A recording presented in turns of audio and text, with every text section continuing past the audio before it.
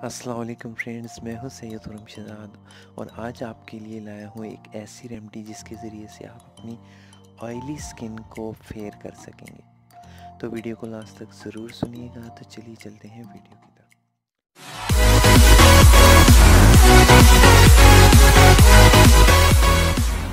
आपने करना क्या है, आपने करना ये है कि आपने लेना है 4 टेबल स्पून बेसन, 4 चम्मच बेसन लेने और ज़रूरत के मुताबिक आपने उसके अंदर रोज़ वाटर यानी अर्के गुलाब डालने, इतना अर्के गुलाब डालने जिससे एक थिक सा गाढ़ा सा मास्क पेस्ट बन जाए बेसन का।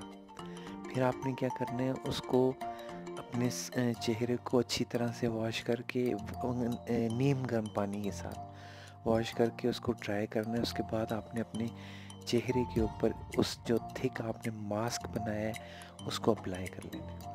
अप्लाई करने के बाद आपने उसको 20 मिनट के लिए छोड़ देना है। 20 मिनट बाद आपने नीम गर्म पानी के साथ अपने फेस को, चेहरे को धो लेना है।